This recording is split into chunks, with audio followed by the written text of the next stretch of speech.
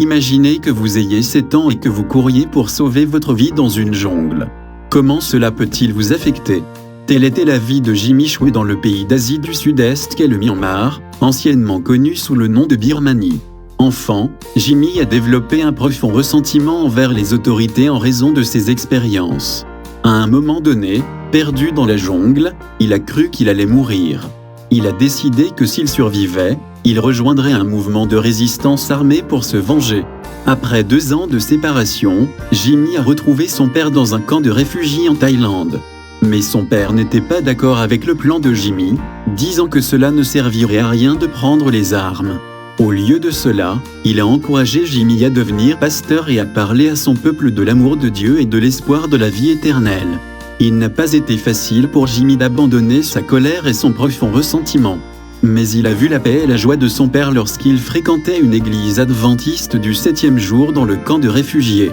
Il a lu le conflit entre le Christ et Satan dans la Bible. Il a compris que son père avait raison et a décidé de pardonner à ceux qui lui avaient fait du tort. Jimmy est devenu un pasteur adventiste du 7e jour et s'est ensuite réinstallé aux États-Unis. Il a rapidement découvert que de nombreuses familles de réfugiés adventistes qu'il avait connues dans les camps de réfugiés en Thaïlande étaient maintenant dispersées en Amérique du Nord. Elles essayaient de trouver des églises adventistes du 7e jour mais ne connaissaient pas suffisamment l'anglais pour comprendre les messages ou participer au service. Beaucoup se décourageaient. Jimmy avait envie de leur rendre visite et de les encourager dans leur foi. Il voulait les aider à organiser des petits groupes pour qu'ils puissent adorer le Dieu du ciel dans leur propre langue. Avec beaucoup de prières, Jimmy a implanté 3 églises. Mais, travaillant à plein temps pour subvenir aux besoins de sa famille, il n'avait ni le temps ni les fonds pour voyager afin d'aider d'autres des 2000 réfugiés adventistes 40 dispersés sur le continent.